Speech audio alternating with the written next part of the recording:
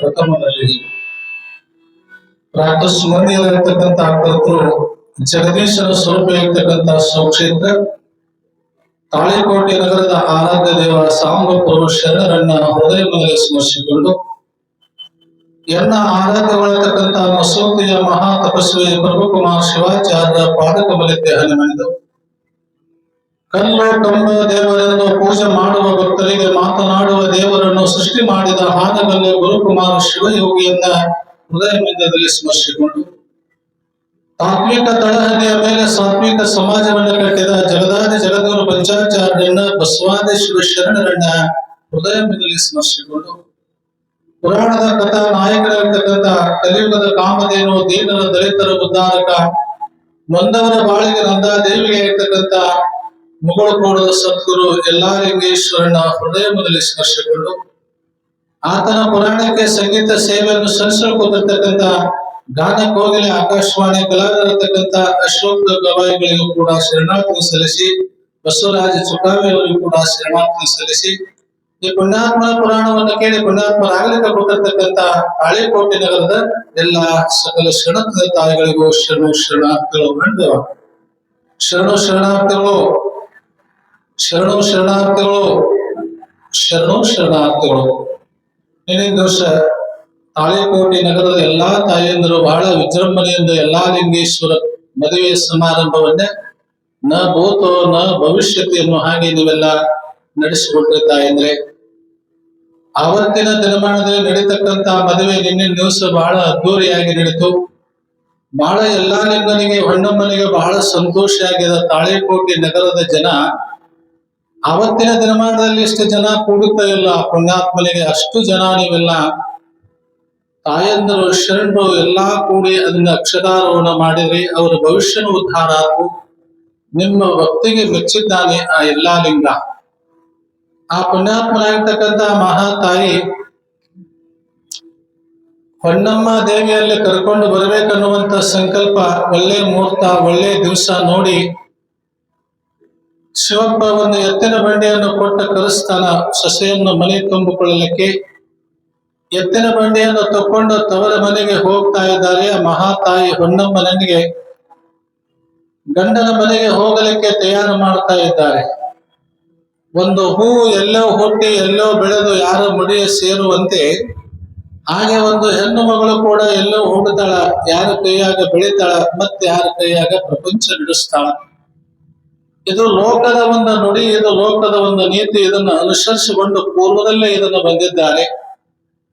ಎತ್ತಿನ ಬಂಡಿಯನ್ನೆಲ್ಲ ಕೂಡಿಸಿ ಮೇಲೆ ಮಹಾತಾಯಿಗೆ ತಂದೆ ಅಲ್ಲಿ ಹೊನ್ನಮ್ಮ ತಾಯಿ ಶಿವಭಕ್ತರು ಹೇಳ್ತಾ ಇದ್ದಾರೆ, ಮಹಾತಾಯಿ ಗಂಡನ ಮನೆಯಲ್ಲಿ ಹೇಗೆ ಇರಬೇಕು, ಅತ್ತೆಯ ಕೈಯಲ್ಲಿ ಹೇಗಿರಬೇಕು, ಮಾವನ ಕೈಯಲ್ಲಿ ಹೇಗಿರಬೇಕು ಅಂದ್ರೆ ಶಿಶುವಾಗಿ, ಮಗುವಾಗಿ, ಮಗಳಾಗಿ.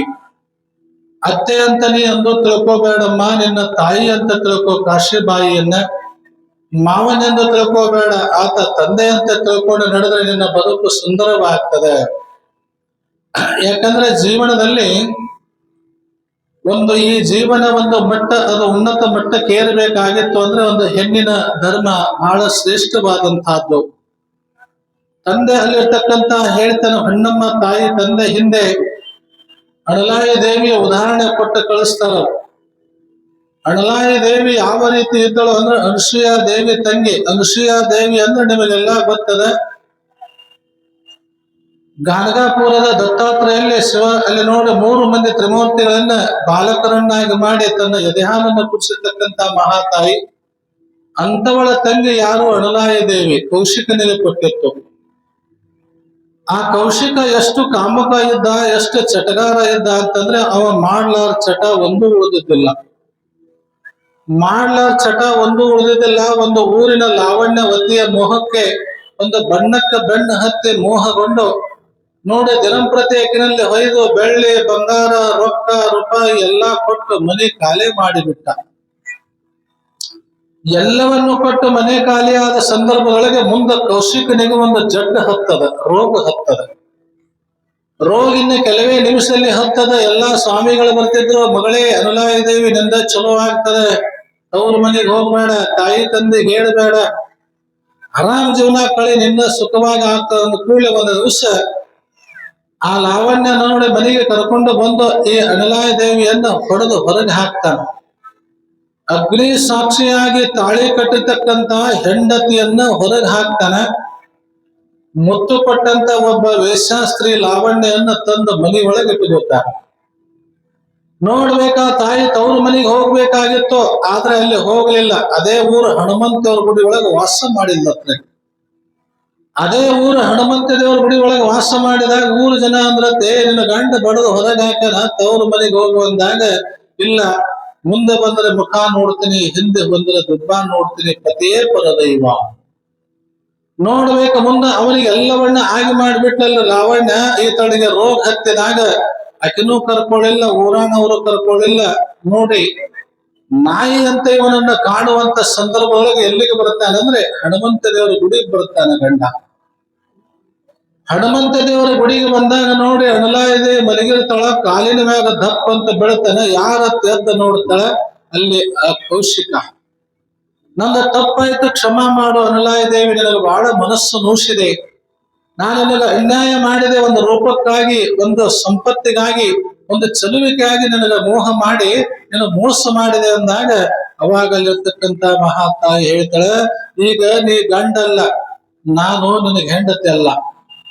ಈಗ ನೀ ನೊಂದವಳ ಸೇವಾ ಮಾಡುದು ನಂದೈತಿ, ಏನು ಬೇಕು ಹೇಳು ಅಂದಾಗ ಅವಾಗ ಹೇಳ್ತಾನ, ಈ ಮಾಡಿದ ಪಾಪ ಇದು ಬಹಳ ಪಾಪ ಮಾಡ್ಯದ, ಮಾಡ್ಲಾರ್ದು ಒಂದು ಉಳ್ದ ಇಲ್ಲ, ಅದಕ್ಕೆ ತೊಳ್ಕೋಬೇಕಾದ್ರೆ ಕಾಶಿಗೆ ಹೋಗು ನಡಿ ಅಂತ. ನೋಡಿ, ಗಂಡನನ್ನ ಕರ್ಕೊಂಡು ಕಾಶಿಗೆ ಹೋಗ್ತಾಳೆ. ನಡಿತಾ ಹೋಗುವಂತ ಸಂದರ್ಭ ಒಳಗೆ ಏನದ ಕಿವ ಮಲವ ಸೋರ್ತಿತ್ತಲ್ಲ, ಪಾರ್ಶಿ ಹೊಡಿತದ. ಪಾರ್ಶಿ ಹೊಡೆದ ಕೂಡಲೇ ಒಂದು ತೆಂಗಿನ ಪರಕಿ ಜಕ್ಕೋತಾಳ ಅಡವ್ಯಾಗ. ಅದ್ರ ಮೇಲೆ ಕುತ್ಕೊಂಡು ಒತ್ತಗಾಡಿ ಕತೆ ಜಕ್ಕೋತ ಹೋಗ್ತಾಳೆ. ಉಳ್ಳುಳ್ಳಿ ಬೀಳ್ತಾನ ಯಾರೋ ಕೌಶಿಕ, ಒಂದು ಬುಟ್ಟಿಯನ್ನ ಮಾಡ್ಕೋತಾಳ. ತೆಂಗಿನ ಪರಕೆಯಿಂದ ಬುಟ್ಟಿಯನ್ನು ಮಾಡಿಕೊಂಡು ಗಂಡನನ್ನ ತಲೆ ಮೇಲೆ ಕೂಡಿಸಿಕೊಂಡು ಕಾಶಿಗೆ ಹೊಂಟಾಗ ಮಧ್ಯರಾತ್ರಿ 3 ಗಂಟೆಗೊಬ್ಬ ನೋಡಿ ಅಲ್ಲಿರ್ತಕ್ಕಂಥ ಮಾಂಡವ್ಯ ಋಷಿ ಎದುರಿಗೆ ಬರ್ತಾನೆ. ಮಾಂಡವ್ಯ ಋಷಿ ಅಂದ್ರೆ ಘನಘೋರ ತಪಸ್ವಿ ಆತ, ಅಂದದ್ದ ಆಗ್ಬೇಕು, ನುಡಿದದ್ದ ಆಗ್ಬೇಕು, ಅಂತ ಒಂದು ವಾಣಿ ಶಕ್ತಿಯ ಮನುಷ್ಯ. ಏನು ಬಟ್ಟೆ ಕೊಟ್ಟಿರ್ತಾನಲ್ಲಿ ಕುಂಟ, ಯಾರು ಮನುಷ್ಯ ಗಂಡ ಕುಡ್ಡ ಕುಣಗೇಳಿ ಡೋಗ್ ಅಡ್ನೇಡಿ ಅಂತಾರಲ್ರಿ, ಅವನ ಕಾಲು ಬಡದು ಬಿಡ್ತಾನ ನೋಡಿ. ಅವನ ಮುಖಕ್ಕೆ ಒದ್ದ ಸತ್ತ ತಕ್ಷಣ ಅವಾಗ ಒಂದು ಶಾಪ ಕೊಡ್ತಾರ ಋಷಿಗೆ. ಏನಂತ, ಒದರಿಗೆ ಒಬ್ಬ ಋಷಿ ಹೋಗ್ತಾನ ಅನ್ನೋದು ಕಬು ಇಲ್ಲಾರ್ದ ಕಾಲು ಬಿಡಿಸ್ಯಾನಂದ್ರ 10 ಹೊಂಡೋಕ್ರಾಗ 10 ತುಕುಡಿ ಆಗಲಿ ಅಂತ ಆತ ಶಾಪ ಕೊಟ್ಟು ಬಿಡ್ತಾನೆ. 10 ಸೂರ್ಯ ಹೊಂಟ ಕೂಡಲೇ 18 ತುಕುಡಿ ಆಗಲತ್ತ ಶಾಪ ಕೊಟ್ಟಾಗ ಬುಟ್ಟಿಯನ್ನು ಇಟ್ಟು ಬಂದು ನಮಸ್ಕಾರ ಮಾಡ್ತಾಳ, ಮಹಾ ಋಷಿಗಳೇ, ನನ್ನ ತಪ್ಪು ಗಂಡಂದಲ್ಲ, ನಾನು ಹೊತ್ಕೊಂಡು ಹೊಂಟಿನಿ, ಅವ ನಿನ್ನ ಕಾಲು ಬಡದಾನ, ಈಗಾಗಲೇ 20 ವರ್ಷ ನನ್ನ ಅಗಲಿ ಅವ ಹನುಮಂತರ ಗುಡಿಯಾಗ ನಾ ಸಂಸಾರ ಮಾಡಿನ, ಊರು ಮನೆ ಭಿಕ್ಷಾ ಬೇಡ್ಕೊಂಡಿನಿ, ಬಹಳ ದಿವಸಕ್ಕೆ ಕೂಡೇವಿ, ಶಾಪ ಕೊಡಬೇಡ ಸಹಿತ ಕೊಟ್ಟ ಶಾಪ ವಿಮೋಚನೆ ಮಾಡಂಗಿಲ್ಲ, ಇಟ್ಟ ಹೆಜ್ಜೆ ಕೊಟ್ಟ ಶಾಪ ತಟ್ಟಂಗಿಲ್ಲ ಅಂದ ಕೂಡಲೇ ಅವಾಗ ಮಹಾತಾಯಿ ಹೇಳ್ತಾಳೆ, ನಿನ್ನ ತಪಸ್ಸಿನ ಶಕ್ತಿ ಹೆಚ್ಚೋ, ನನ್ನ ಪತಿವ್ರತ ಶಕ್ತಿ ಹೆಚ್ಚೋ. ಯಾವ ರೀತಿ ಸೂರ್ಯ ಉದಯ ಆದ ಮೇಲೆ ಗಂಡ 18 ತುಕುಡಿ ಆಗಲ್ಲ ಅಂದಿಯಲ್ಲ, ಆ ಸೂರ್ಯ ದೇವ ಹೆಂಗ ಉದಯಿಸ್ತಾನಂತ ತಿಳ್ಕೊಂಡು ಅಲ್ಲಿ ಆರತಿ ಮಾಡಿ ತೊಂಡಾನೆ ಇಟ್ಟು, ಸೂರ್ಯದೇವ ನೀ ಭೂಮಿಗೆ ಹುಟ್ಟೆ ಬರಬೇಡ ಅಂತ ತಿಳ್ಕೊಂಡು ಆ ತೊಂಡಾನೆಯನ್ನು ಇಡ್ತಾಳ. ಮುಂದೆ 7 ದಿನಗಳ ಕಾಲ ಸೂರ್ಯ ಉದಯಿಸಂಗಿಲ್ಲ ಅಂತ ಮಹಾಪತಿವ್ರತ ಶಕ್ತಿ ಜಗತ್ತಿನಾಗ ಬೆಳೆದು ಬಿಡುತ್ತಾರೆ. 7 ದಿನಗಳ ಕಾಲ ಸೂರ್ಯ ಉದಯ ಆಗಂಗಿಲ್ಲ ನೋಡ್ರಿ, ಯಾರ ಮಾತು ಕೇಳಂಗಿಲ್ಲ, ಗಡಿಯಾರ ಯಾರ ಮಾತು ಕೇಳಂಗಿಲ್ಲ, ಸೂರ್ಯನು ಯಾರ ಮಾತು ಕೇಳಂಗಿಲ್ಲ, ಚಂದ್ರನು ಯಾರ ಮಾತು ಕೇಳಂಗಿಲ್ಲ, ನಿಸರ್ಗನು ಯಾರ ಮಾತು ಕೇಳಂಗಿಲ್ಲ, ಆ ಪತಿವ್ರತ ಶಿರೋಮಣಿ ಮಾತು ಕೇಳ್ತದೆ. ನೋಡಿ, ಲೋಕದ ಚೇಷ್ಟೆಗೆ ರವಿ ಬೀಜವಾದಂತೆ ಇವತ್ತೆಲ್ಲ ಸೂರ್ಯ ಬಂದ್ರೆ ಬೆಳೆ, ಸೂರ್ಯ ಬಂದ್ರೆ ಮಳೆ, ಸೂರ್ಯ ಬಂದ್ರೆ ಎಲ್ಲಾ ವಾತಾವರಣ ಆರಾಮ ಇರ್ತದೆ. ಇವತ್ತೊಂದು ಮಗ್ಗ ಅರಳಬೇಕಾದ್ರೆ ಸೂರ್ಯ ಬೇಕು, ಒಂದು ಹೂ ಅರಳಬೇಕಾದ್ರೆ ಸೂರ್ಯ ಬೇಕು, ಒಂದು ಮನುಷ್ಯನ ಮನಸ್ಸು ಅರಳಬೇಕಾದ್ರೆ ಸೂರ್ಯ ಬೇಕು. ಸೂರ್ಯ ಇಲ್ಲ ಅಂದ್ರೆ ಏನು ನಡೆಯಂಗಿಲ್ಲ. ಅವಾಗ ನಾರದ ಶಿವನ ಹತ್ರ ಹೋದ. ಇನ್ನ ಮೇಲೆ ಸೂರ್ಯ ಉದಯಿಸುವುದಿಲ್ಲ ಅಂದ. ಯಾಕೆ? ಮಹಾಪತಿವ್ರತ ಶಿರೋಮಣಿ ಅನುಲಾದೇವಿ ಗಂಡಗ ಶಾಪ ಕೊಟ್ಟಾನ, ಸೂರ್ಯ ಉದಯ ಆದ ಮೇಲೆ 1000 ತುಕುಡಂತ ಹೇಳ್ಯಾನ. ಆಕೆ ನಿನಗೆ ಆಣೆ ಇಟ್ಟು ಬಿಟ್ಟಾಳ, ಸೂರ್ಯಾಗ ಉದಯಿಸುವುದಿಲ್ಲ ಅಂದ ಕೂಡಿ ಎಲ್ಲಾ ದೇವಾನು ದೇವತೆಗಳು ಬರ್ತಾರ ನೋಡ್ರಿ. ಎಲ್ಲ ದೇವಾನು ದೇವತೆಗಳು ಬಂದು ಆ ಮಹಾತಾಯಿ ಮುಂದೆ ನಿಲ್ತಾರ. ತಾಯಿ ಆಣಿ ಹಿಂದಕ್ಕೆ ತಗೋ, ಅಕ್ಕಿ ಮರ ಗಿಡ ಪಕ್ಷಿ ಇವೆಲ್ಲ ಬೆಳಿಬೇಕಾದ್ರೆ ಸೂರ್ಯ ಬೇಕು. ಅವಾಗಲ್ಲಿರ್ತಕ್ಕಂಥ ಮಹಾತಾಯಿ ಅಂತಾಳೆ, ನಿಮ್ದ ನೀವು ನೋಡಿದ್ರಿ ನನ್ನ ಮಾಂಗಲ್ಯ ಭಾಗ್ಯದ ಗತಿ. ಆತ ಸೈತನ ನಾನು ವಿಧವೆ ಆಗ್ತೇನೆ, ಅದಕ್ಕೆ ನೀವು ಏನು ಕೇಳ್ತೀರ ಅದಕ್ಕೆ ಕೇಳ್ತೀನಿ ಅಂದ ಕೂಲಿಲ್ಲವ. ಅವ ಬಂದ ಮಾಂಡೀವ ಋಷಿಯಲ್ಲಿ ನಿಂತಾನ, ನಿನ್ನ ಕೆಲಸ ಅವ ಮಾಡ್ತಾನ, ಅವನ ಕೆಲಸ ನೀವ್ ಮಾಡ್ಬೇಕೇ. ಸೂರ್ಯನಿಗೆ ಆಣಿಯನ್ನು ಹಿಂದಕ್ಕೆ ತಗೊಂಡಾಗ ಆಣಿ ಹಿಂದಕ್ಕೆ ತಗೋತಾಳ. ಸೂರ್ಯ ಉದಯಿಸ್ತಾನ, 18 ತುಕುಡಿ ಆಗ್ತಾನ. ಅವಾಗ ಋಷಿ ಬರ್ತಾನ, ಅವನ್ನೆಲ್ಲ ಜೋಡಿಸ್ತಾನ. ಕಮ್ಮಂಡಲದಾಗಿನ ನೀರು ತಗೋತಾನೆ, ಹಿಂಗ್ ಮ್ಯಾಲೆ ಸಿಂಬಿಡ್ಸಿದಾಗ ಹೇಳಪ್ಪ ಎಷ್ಟೊತ್ತನ ಮಲಗತಿ ಅಂದಾಗ ಮಲಗಿದ ಗಂಡ ಎದ್ದು ಕೂತಂಗ ಸತ್ತ ಗಂಡನು ಎದ್ದು ಕೂಡ್ತಾನ. ಬಂಧುಗಳೇ, ಸತ್ತ ಗಂಡನು ಎದ್ದು ಕೂಡ್ತಾನೆ. ಹೀಗೆ ಮಹಾತಾಯಿಯಲ್ಲಿ ಹೊನ್ನಮ್ಮ ದೇವಿಗೆ ಮಹಾತಾಯಿ ಅಂದ್ರೆ ಉದಾಹರಣೆ ಕೊಟ್ಟು ಹೇಳ್ತಾರೆ, ಈ ರೀತಿ ಇರಬೇಕು. ಗಂಡ ಬೈದ ಅಂತ ಮನೆಗೆ ಬರಬೇಡ, ಅತ್ತಿ ಬೈದ ಅಂತ ಮನೆಗೆ ಬರಬೇಡ. ಯಾಕಂದ್ರೆ ಆಗಿನ ಕಾಲಕ್ಕೆ ಬಹಳ ಕಷ್ಟ ಇತ್ತು. ಆಗಿನ ಕಾಲಕ್ಕೆ ಒಬ್ಬ ಹೆಣ್ಮಗಳು ಗಂಡನ ಮನೆಗೆ ಹೋಗ್ಬೇಕಾದ್ರೆ ಬಹಳ ನೋವಿನಿಂದ ಬಹಳ ಕಷ್ಟದಿಂದ ಹೋಗ್ತಾ ಇದ್ದು. ಇವತ್ತ್ಯಾರು ಹೋಗ್ತಾ ಇದ್ವ? ಮೊನ್ನೆ ನಾವು ಊರಿಗೆ ಬರಾಗ ಒಂದು ತಿಂಗಳಿಂದ ಒಬ್ಬಾಕಿ ಗಂಡನ ಮನೆಗೆ ಹೊಂಟಿದ್ದಾಳೆ. ಗಂಡನ ಮನೆಗೆ ಹೊಂಟಿದ್ದು ತಂದೆ ತಾಯಿ ಎಲ್ಲ ನೋಡಿ 11 ಮಂದಿ ಉಡಕಿಯನ್ನ ಹಾಕಿದ್ರು. ಉಡಕಿ ಹಾಕಿದ ಸಂದರ್ಭದಲ್ಲಿ ನೋಡಿ ಕಾರ್ ಗಾಡಿ ಹತ್ರ ಬಂದು ನಿಂತು. ಎಲ್ಲರೂ ಅಳಕತ್ತರಿ, ಹೆಣ್ಮಗಳ ಅಳಲ್ಲವ, ನೀನು 18 ವರ್ಷ ಬೆಳೆಸ್ಯಾರ, ದೊಡ್ಡವ್ರು ಮಾಡ್ಯಾರ, ಒಂದ್ ಹನಿ ಕಣ್ಣಾಗ ನೀರ ಬರಲ್ಲ ಅಂದ ಕೂಡಲೇ ಸುಮ್ಮ ಕಾರ್ ಗಾಡಿ ಕೂತಳು. ಆ ಗ್ಲಾಸನ್ನು ಎಳೆದು ಒಳಗ್ ಕೈ ಮಾಡಿ ತಾಯಿ ತಂದೆಗೆ ಟಾಟಾ ಮಾಡಿದ್ರು. ಅಡ್ಡು ಗಂಡ ಹೇಳ್ತಿ ಟೋ ಟೋ ಮಾಡಿದ್ರು. ಹೌದಲ್ಲ, ಯಾರೋ ಒಳಂಗೆ ಇಲ್ಲ ತಾಯಿ ಅಂದ್ರೆ. ಅದಕ್ಕೆ ಆವತ್ತಿನ ದಿನಮಾನದೊಳಗ ತಾಯಿ ನೋಡಿ ಎತ್ತಿನ ಬಂಡ ಕೂಡಿಸ್ತಾನೆ. 11 ಮನಿ ಉಡೇಕಿ ಹಾಕುವಂತ ಉದ್ದೇಶ ಏನ ತಾಯಂದ್ರೆ? 5 ಮನಿ ಉಡೇಕಿ ಹಾಕುವಂತ ಉದ್ದೇಶ ಏನ? ಹಣ್ಣಮ್ಮಗೆ ಹೇಳ್ತಾರೆ ತಂದೆ ತಾಯಿ, ನಾಳೆ ಗಂಡನ ಮನೆಯೋ ಇವತ್ತೆಲ್ಲ ಹಂದ್ರ ಹಾಕುವಂತ ಉದ್ದೇಶ ಏನಂದ್ರೆ, ನಾಳೆ ಗಂಡನ ಮನೆಯವರು ಗಂಡಗ ಮನಿ ಕೊಡ್ಲಿಲ್ಲ, ಕಾಳ ಕೊಡ್ಲಿಲ್ಲ, ಯಾರ ಮನಿ ಮಗ್ಳರು ಒಂದ ಚಪ್ರ ಹಾಕೊಂಡು 11 ಮನಿ ಭಿಕ್ಷಾ ಬೇಡಿ ನಿನ್ನ ಗಂಡನ ಜೋಪಾಡುವಂತ ಶಕ್ತಿ ನಿನ್ನದ ಸಲುವಾಗಿ ಈ ಉಡಿಯಕ್ಕಿ ಹಾಕ್ತಾರಮ್ಮ ತಾಯಂದ್ರೆ. ಈ ಉಡಿಯಕ್ಕಿ ಹಾಕ್ತಾರ. ನೋಡ್ಬೇಕಲ್ಲಿರ್ತಕ್ಕಂತ ಕವಿ ಬರೀತಾನ ನೋಡ, ತಂಗಿಯ ಕಳಿವ್ಯಾರ ತವರೇರಿ ನಿಂತಾರ, ತಂಗಿಯ ಕಳಿವ್ಯಾರ ತವರೇರಿ ನಿಂತಾರ, ಅಂಗಿಲೆ ನೀರ ವರ್ಷಾರ, ಅಂಗಿಲೆ ನೀರ ವರ್ಷಾರ, ಹೊನ್ನಮ್ಮ ಎಂದಿಗೆ ನಮಗ ಎರವೆಂದ, ಎಂದಿಗೆ ನಮಗ ಎರವೆಂದ. ನೋಡು, ಒಬ್ಬ ತಾಯಿ, ಒಬ್ಬ ಹೆಣ್ಣು ಮಗಳು ಮನೆಯಲ್ಲಿ ಇದ್ದಂತ ಮಹಾತಾಯಿ ಹೊಂಟಾಗ ಎಂದು ನಂಬುದು ನಿಂದು ಋಣ ಮುಗಿತವ. ಊರು ಮುಂದೆ ಹಳ್ಳ ದಾಟಿ ಆ ಹೊನ್ನಮ್ಮನ ತಮ್ಮ ಅಕ್ಕನ ಪಾದ ತೊಳ್ಕೋತಾನ. ನೋಡಿ, ಹಳ್ಳದ ದಂಡಿಗೆ ಬಂದು ಅಲ್ಲಿ ಪುಟ್ಟಿಯನ್ನ ಇಟ್ಟು ಚರಿಗೆಯನ್ನ ಪಾದ ತೊಳೆದ ತಂಗಿಗೆ ಅಕ್ಕಗ ನಮಸ್ಕಾರ ಮಾಡಿ ಅಲ್ಲಿ ಗಂಡನ ಮನೆ ಪ್ರವೇಶ ಮಾಡ್ತಾರೆ. ಗಂಡನ ಮನೆ ಪ್ರವೇಶ ಮಾಡಿ ಅಲ್ಲಿ ಬಂದು ಮಾರುತೇಶ್ವರಿಗೆ ಕುಲ ದೈವರಾಗಿರ್ತಕ್ಕಂತ ನೋಡ್ಬೇಕಲ್ಲಿ ಜಟ್ಟಿಂಗರಾಯ ದೇವಸ್ಥಾನಕ್ಕೆ ಹೋಗಿ ನಮಸ್ಕಾರ ಮಾಡಿ ಮನೆಯನ್ನ ಪ್ರವೇಶ ಮಾಡ್ತಾರೆ. ಗಂಡನ ಮನೆಯನ್ನ ಪ್ರವೇಶ ಮಾಡಿದಾಗ ನೋಡಿ ಎಲ್ಲವನ್ನ ಗುರುಗಳು, ಸಾಧುರು, ಮಹಾತ್ಮರು, ಈತ ಪುಣ್ಯಾತ್ಮ ಹೋಗಿರ್ತಾನೆ ಎಲ್ಲಿಗನೇ ಕುಸ್ತಿ ಆಡಕ್.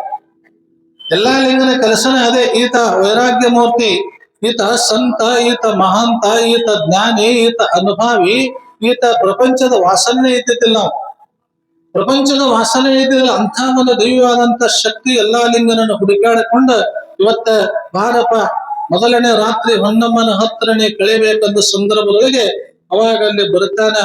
ನೋಡಿ, ಬಂದರೂ ಸಹಿತ ದೂರ ಇರುತ್ತಾನ. ದೂರ ಇದ್ದಾಗ ಮಹಾತಾಯಿ ನೋಡಿ 1 ವರ್ಷ ಆದ್ರೂ ಸಹಿತ ಗರ್ಭ ಧರಿಸಂಗಿಲ್ಲ. ಅವಾಗ ಒಂದು ಹೊನ್ನಮ್ಮಗ ಯಾರೋ ಅತ್ತಿ ಕಾಶಿಮಾಯಿ ಕೇಳ್ತಾಳ. ಏನ್ ಕೇಳ್ತಾಳ ಅನ್ನೋದಕ್ಕೆ ನಮ್ಮ ಗವಾಯಿಗಳೊಂದು ಬಹಳ ಚಂದ ಹಾಡ್ತಾರ ನೋಡಿ. ಹಾಡಿದ ಮೇಲೆ ಕೇಳೋದು.